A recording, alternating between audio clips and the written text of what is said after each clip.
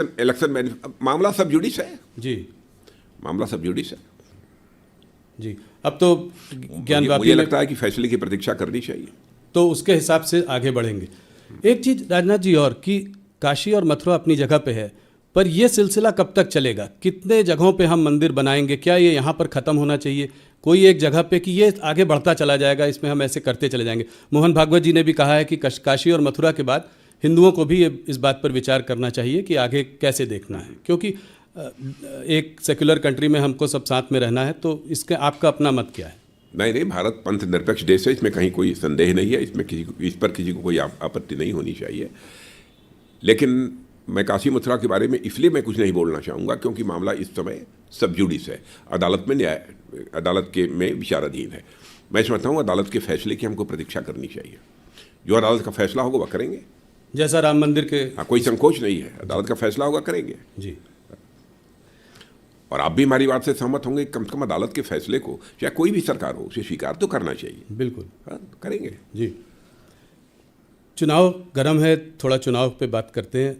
370 बहुत ही bold target, 303 से 370 करीब 20-25% की का बढ़ोतरी। इसको आप कैसे देखते, कहाँ से सीटें आएंगी? ये मैं पूरी तरह से कॉन्फिडेंट हूँ कि 370 का भारतीय जनता पार्टी की सीटों के संबंध में कह रहा हूँ, जो 370 सीटों पर भारतीय जनता पार्टी को विजय प्राप्त होगी, इसके संबंध में कहीं पर कोई शंका नहीं है। हम पूरी तरह से आश्वस्त हैं। और एनडीए को 400 पार।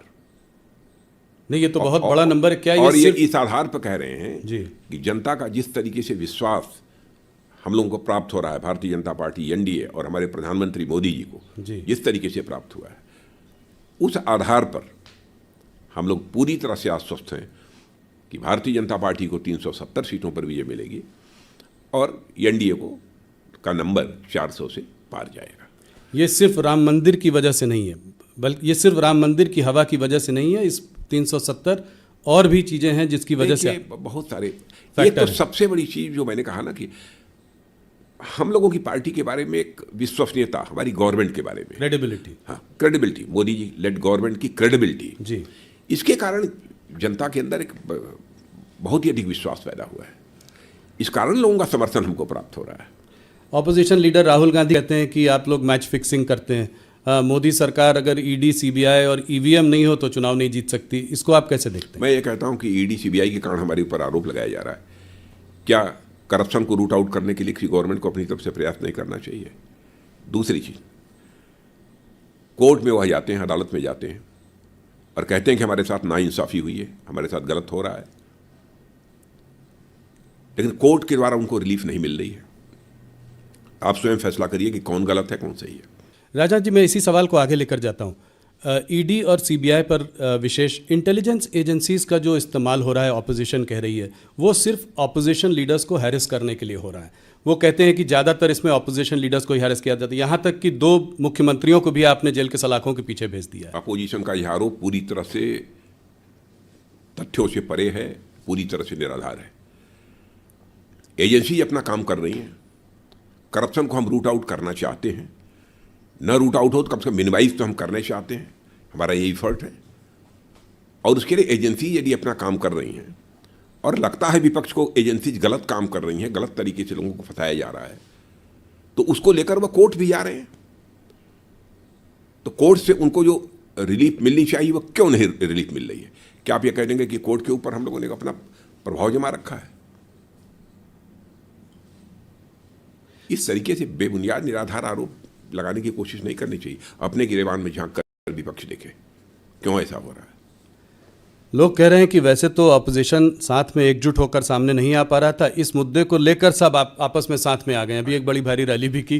क्या रैली हुई? तो ये भारत जोड़ो जो है, ये अपोजिशन जोड़ो या आपने करवा दिया है? नहीं, वो भी तो नहीं जुड़ रहे हैं। अभी भी आपको लगता है कि नहीं जुड़ पा रहे हैं?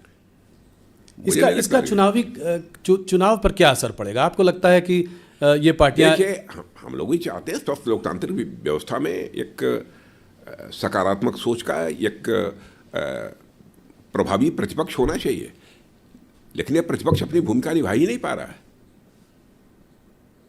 जो प्रभावी भूमिका इनकी होनी चाहिए उसे नहीं कर पा रहे हैं।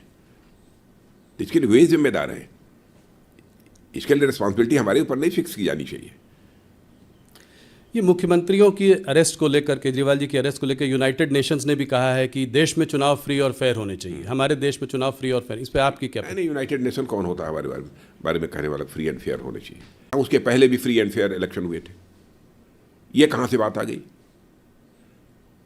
अच्छा, मान लिया कि एजेंसी ने गलत गिरफ्तार किया, चीफ मिनिस्टर को, डिप्टी चीफ मिनिस्टर, किसी को गिरफ्तार किया, तो कोर्ट के द्वारा राहत क्यों नहीं मिल पा रही है? कोर्ट के द्वारा उनकी क्यों नहीं जमानत होती है? कोर्ट के द्वारा क्यों नहीं रिहा कर दिए जाते हैं?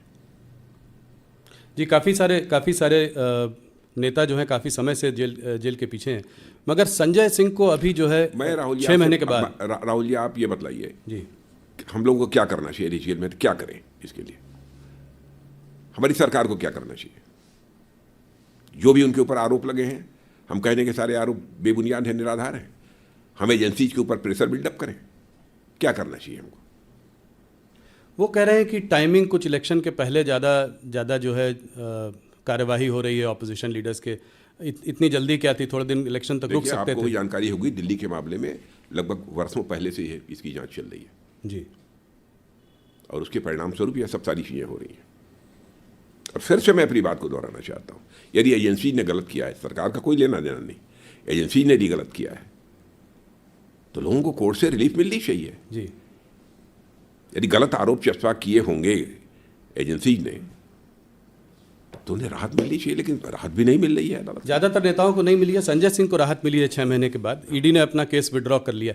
क्या लगता है आपको इससे कुछ ऑपोजिशन को बूस्ट मिलेगा? सब एकजुट होकर फिर हल्ला करेंगे? हमारे पास इतना समय नहीं है कि हम इन सब चीज़ों का आकलन करेंगे, कितना उनको इसको बूस्ट मिलेगा, कितनी ताकत मिलेगी। इस समय एक सकारात्मक सोच के आधार पर हम अपने एनडीए को पूरी तरह से मजबूत बना रहे हैं और उसके आधार पर हम अपने लक्ष्य को हासिल करना चाहते हैं। राजा जी, एक सवाल इसी से जुड़ा हुआ, और ऑपोजिशन का मानना यह है, कहना यह है कि जो लीडर्स जो है पहले कांग्रेस में थे या कोई और पार्टी में थे, जब वो दल बदल कर बीजेपी में आ गए, ऐसे लीडर्स के खिलाफ जो है केसेस ड्रॉप कर दिए। इनफैक्ट अभी एक न्यूज़पेपर ने एक बड़ी रिपोर्ट भी छापी थी, उन्होंने कहा 25 लोगों ने जिन्होंने बीजेपी को ज्वाइन किया, उसमें से 23 लोगों के या तो केस को ठंडे बस्ते में डाल दिया है और या 2 लोगों के तो खिलाफ केस को ड्रॉप भी कर दिया। आप जानते हैं मैं किन लीडर्स की बात कर रहा हूं। कोई इंक्वायरी चलती रहती है तो उसमें बहुत ऐसे भी मामले होते हैं जिनमें कि उसमें जिसको क्या करने, क्लोजर रिपोर्ट जी, वह लगाने की आवश्यकता कभी पड़ती है, एजेंसीज को ही पड़ती है। ये जो उनके पास पूरे प्रमाण भी उपलब्ध नहीं हो पाते हैं तो कुछ केसों में किया होगा। पर आप ये कह रहे हैं कि जो बड़े लीडर्स जो आपके साथ आए हैं, अगर ज़रूरत पड़ेगी तो उनके अगेंस्ट केस खुले रहेंगे, ये चलते रहेंगे? एजेंसीज को जो अपना काम करना है एजेंसीज करती रहेंगी। वो इंडिपेंडेंट, बिल्कुल इंडिपेंडेंट है, उनके ऊपर हम लोगों का कोई दबाव नहीं है। सरकार का कोई दबाव नहीं? कोई दबाव नहीं, और ना हम दबाव डालेंगे जी। अब राहुल गांधी और ऑपोजिशन वाइट वॉशिंग की बात करते रहते हैं कि ये सब जब जैसे ही दल बदल के बीजेपी के पास वापस जाते हैं तो केस ड्रॉप हो जाते हैं। देखिए, राहुल गांधी को सच्चाई को भी समझना चाहिए। उनकी भी सरकारें पहले रही हैं इस आज़ाद भारत में, शायद ही ऐसी कोई सरकार रही हो जिस सरकार के ऊपर, कांग्रेस की सरकार के ऊपर भ्रष्टाचार के आरोप न लगे हों, कांग्रेस अथवा यूपीए जी, जिस पर भ्रष्टाचार के आरोप न लगे हों। सरकारें तो ऐसी भी रही हैं जिसमें कि मंत्रियों पर लगे भ्रष्टाचार के आरोपों के कारण मंत्रियों को जेल की हवा खानी पड़ी है जी। लेकिन 10 वर्षों का समय गुजर गया हमारी सरकार को काम करते हुए मोदी जी के नेतृत्व में। यही विपक्ष एक भी आरोप हमारी सरकार के ऊपर नहीं लगा पाया जी। तो उनकी सरकारों में हमारी सरकारों में सबसे बड़ा अंतर यह है। राजनाथ जी, एक दूसरा गर्म मुद्दा इस चुनावों के पहले वो है इलेक्टोरल बॉन्ड्स का मुद्दा, जिसको कि सुप्रीम कोर्ट ने अनकॉन्स्टिट्यूशनल बताया। तो आपका मैं पर्सनल मत जानना चाहता हूं कि आप लोगों ने जब ये इंट्रोड्यूस किया था तो क्या सोचकर किया था? इससे क्या ब्लैक मनी जो है वापस सर्कुलेशन में ज़्यादा आएगा? और आने वाले समय पर आप लोगों की सरकार की जब 3rd टर्म आएगा तो क्या प्रतिक्रिया रहेगी? कुछ इस पर आप एक्शन लेंगे? राहुल जी, यदि कोई किसी पार्टी को चुनाव देता है, इसकी जानकारी भी हो जाती है तो क्या आपत्ति है? यह बुरी बात है? नहीं, जब आप लोग लाए थे तो ये था कि डोनर का नाम बाहर नहीं आएगा, आज डोनर के नाम बाहर आ गए। डोनर के नाम बाहर आ गए जी। तो नहीं, कैश जनरेशन ज़्यादा होगा, अब लोग जो है कैश देंगे। अब देखिए, भविष्य बतलाएगा कि हम लोगों ने जो ये स्कीम लागू की थी, बांड की स्कीम, वो कितनी सही थी, ये समय बतलाएगा। तो आपका पर्सनल मानना क्या है कि इससे ये आपने जब सोचा था तब आप लोगों ने यही कहा था कि इससे ब्लैक मनी जो है, जो ज़्यादा है, वो एक ट्रांसपेरेंट, जिस हद तक पॉसिबल है ट्रांसपेरेंट प्रोसेस आपने डालने की कोशिश की थी। यह भी एक हमारी सोच थी जी। और दूसरी चीज़ ये बताइए, मैं आपसे पूछना चाहता हूँ कि कहा जाता है कि इलेक्टोरल बॉन्ड किसका है, किस कंपनी के द्वारा दिया गया है, किस कैपिटलिस्ट के द्वारा दिया गया है, इसकी जानकारी होनी चाहिए। कल तो कोई यह भी कहेगा किसने किस पॉलिटिकल पार्टी को वोट दिया है, इसकी भी जानकारी दी जानी चाहिए। क्या इसे आप स्वीकार करेंगे? कोई भी देश जहां पर हेल्दी डेमोक्रेसी होगी इसको स्वीकार करेगा कि कोई अपना मत किस पॉलिटिकल पार्टी को दे रहा है, किस व्यक्ति को दे रहा है, इसका भी डिस्क्लोजर होना चाहिए। जी नहीं, ये स्वीकार नहीं करेगा। मगर ये मुद्दा थोड़ा अलग है इस मायने में कि लोगों का ये मानना है कि ऐसा भी हो सकता है, जो कि ऑपोजिशन कह भी रहा है, कि करीब 4,000 करोड़ रुपए इलेक्टोरल बॉन्ड जो खरीदे गए वो रेड्स होने के बाद 14 कंपनीज पर रेड हुआ, रेड होने के तुरंत बाद इलेक्टोरल बॉन्ड्स खरीदे गए।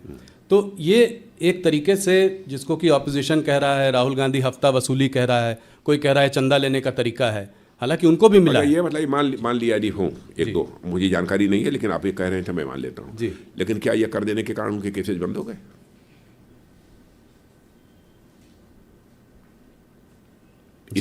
इस सवाल का भी जवाब देना चाहिए विपक्ष को। तो आप कह रहे हैं कि वो केसेस चलते रहेंगे, उसका कनेक्शन नहीं है? हाँ, बहुत सारे ऐसे मामले होते जिनके ऊपर चार्जेज रहते हैं जी, तरह तरह के चार्जेस रहते हैं, बहुत सारी कंपनीज हैं, लेकिन चुनाव के दौरान वो डोनेट करती हैं। तो जो डोनेट पहले भी किया है जी, जो डोनेट कर रहे हैं, अगर उनके अगेंस्ट केसेस हैं तो ऐसा नहीं है कि वो ड्रॉप होंगे। वो कोई सवाल ही नहीं। हाँ, वो चलते, एजेंसी अपना जो काम है काम करती काम करती रहेंगी। पर कनेक्शन है इस पर, कि कनेक्शन है कि